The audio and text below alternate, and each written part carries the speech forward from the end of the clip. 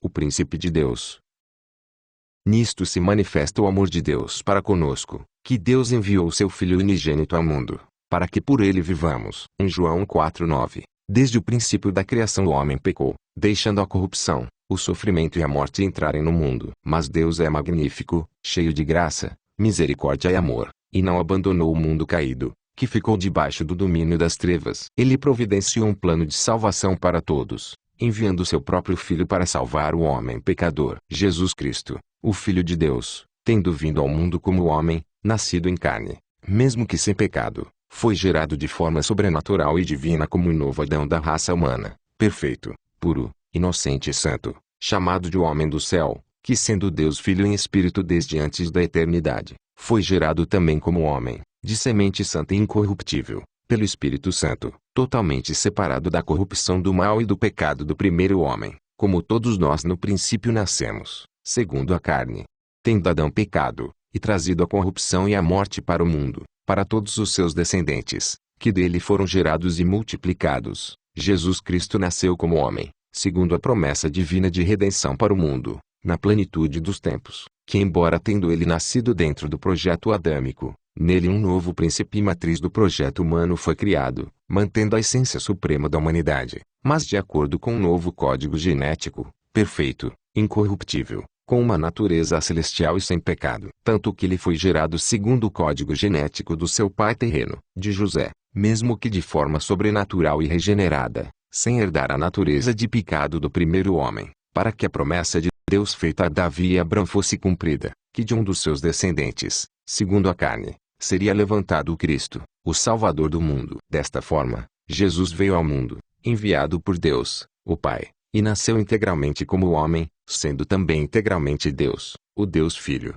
mantendo apenas a sua identidade divina, mesmo que ele se esvaziou de todos os seus poderes divinos que legitimamente possuía, por amor de todos, se fazendo semelhante a nós em limitações, fraquezas, necessidades, sofrimentos, humilhações e exposição a tentações, mas nele nunca houve pecado. Ele se fez como nós, e sofreu ainda em maior medida do que qualquer outro homem jamais poderá ter sofrido no mundo. Ele, se tornando integralmente homem, como o novo príncipe da humanidade, desta vez incorruptível, se desfez dos seus ilimitados poderes que legitimamente possuía, se submetendo a todas as condições e leis universais humanas, mesmo que não poderia deixar de ser quem ele é eternamente, o Deus Filho, tendo sofrido afrontas, rejeições, desprezos, escárnios, perseguições de morte até blasfêmias, e fome, e sede, e cansaço físico, estresse psíquico, e necessidade de respiração, aflição de temperatura, frio e calor, e provas de fé e tribulações, e riscos de vida,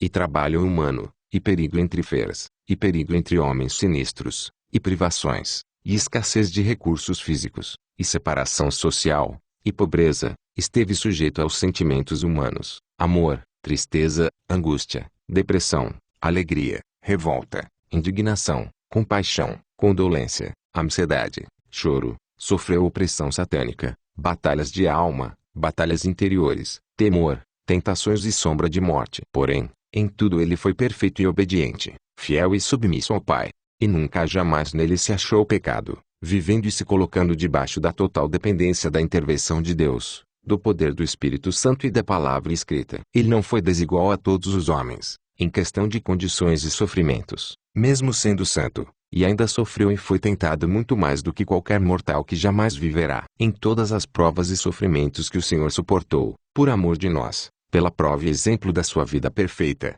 pela pregação do Evangelho e pelo poder dos seus deu testemunho do reino, da justiça e da verdade de Deus, entregando-se a si mesmo como oferta e sacrifício a Deus para o perdão dos pecados do mundo, derramando seu precioso sangue imaculado, morrendo por todos em absoluta obediência a Deus, suportando o merecido castigo que era do homem, suportando em sua alma e corpo os mais terríveis flagelos da morte, caindo sobre a sua vida santa e inocente, para cumprir, sobre a cruz, o justo juízo do cálice de ira de Deus contra os homens pecadores, sofrendo tudo até o fim sem ter se achado nele nenhum engano ou pecado para sempre. E porque ele venceu, obtendo a expiação dos pecados de todo o mundo, trazendo a salvação entre os que crerem, e porque consumou o testemunho do poder, da vontade e da justiça de Deus, ressuscitou vitorioso ao terceiro dia, pela mão direita de Deus, inaugurando o reino de Deus no mundo, no interior dos corações dos salvos, dando a prova eterna da justiça e do amor de Deus, e dando prova da inteira perfeição, aprovação,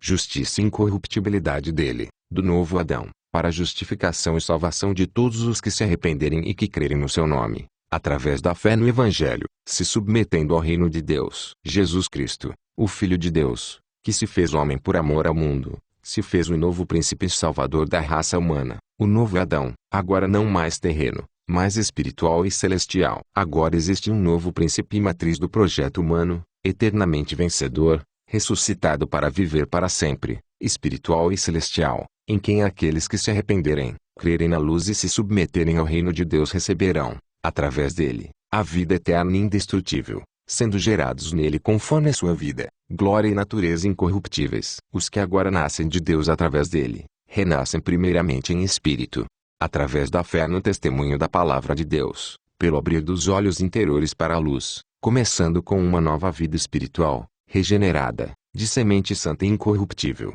que vai se desenvolvendo em santificação durante a carreira da caminhada e prova da fé, pela perseverança, fidelidade e obediência até o fim, vencendo o combate e a confirmação final da fé para a conquista da entrada eterna nos domínios do reino da luz, onde aguardarão a vitória final e vinda visível do reino de Deus sobre a terra e a ressurreição imortal dos santos, onde os salvos vencedores ressuscitarão corporalmente, glorificados, imortais e incorruptíveis, e reinarão com Cristo para sempre. Cristo venceu todo o mal, toda a dívida, a morte, todo o pecado e todo o poder das trevas que nos aprisionavam condenados. Ele se fez homem e se tornou o nosso príncipe, o nosso mestre, o nosso modelo e salvador para sempre. Ele cumpriu toda a justiça de Deus para que tivéssemos a possibilidade de sermos perdoados, ressuscitados e vivêssemos para sempre. O seu supremo sacrifício sobre a cruz foi em favor de todo o mundo, de todos os homens de todos os tempos, perdoando e tirando os pecados de todo o mundo, para a salvação de todos aqueles que crerem,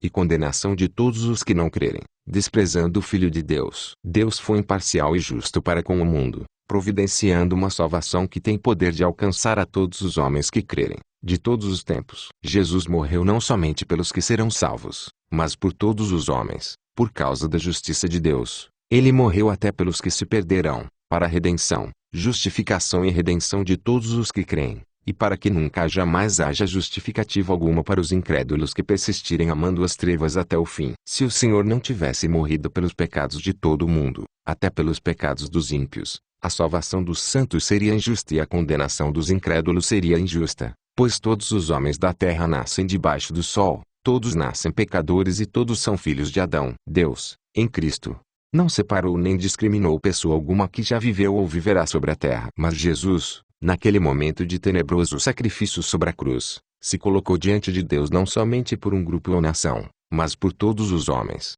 e suportou os pecados de absolutamente todos os justos e ímpios, para que a possibilidade de salvação alcançasse a todos, embora somente os que se submeterem a Deus serão salvos. Quão horrendo será para os incrédulos serem lançados no juízo do fogo da eterna perdição, mesmo tendo Cristo conquistado o direito da salvação para todos eles, direito este que desprezaram, com grande escárnio e zombaria. Em Cristo, haverá perdão para todos os pecados de todos os que se arrependerem e crerem. Ele satisfez para sempre a eterna justiça de Deus a nosso favor. Se cremos no seu nome e permanecermos na fé até o fim, não há mais nada no mundo nem no império das trevas que possa nos condenar, eternamente. Ele é suficiente para sempre para nossa salvação. Para a salvação de todo aquele que crê, não precisamos de absolutamente nada que vá além de Cristo para nossa salvação. Nele, no amado, nós temos tudo, toda a justiça, redenção, perdão, purificação, promessas, bênçãos, luz, sabedoria, força,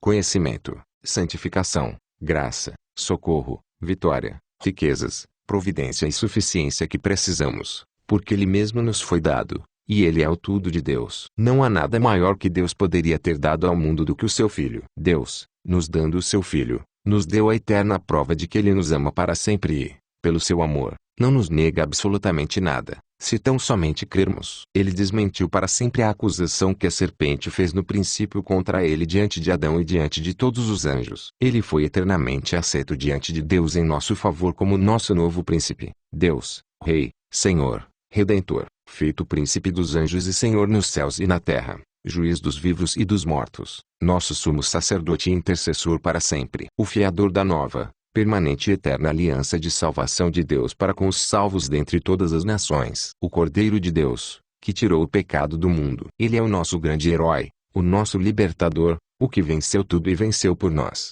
o Messias, o eleito, o ungido de Deus. Nele temos a reconciliação, a justificação e a paz com Deus, começando desde hoje e para sempre. Ele é o Santo de Deus, o grande profeta de toda a humanidade prometido desde os tempos de Moisés, a raiz de Davi e o príncipe da paz, o justo perfeito, o único que já terá existido para sempre entre nós, o que já existia desde antes da eternidade, o Verbo de Deus. Ele esteve entre nós, e ele é a redenção e a justiça de Deus para todo aquele que crê, para que Deus seja justo e justificador daquele que tem fé em Jesus. Paz seja com todos os santos que andam na luz. W. Costa. Decretos da Fé.blogspot.com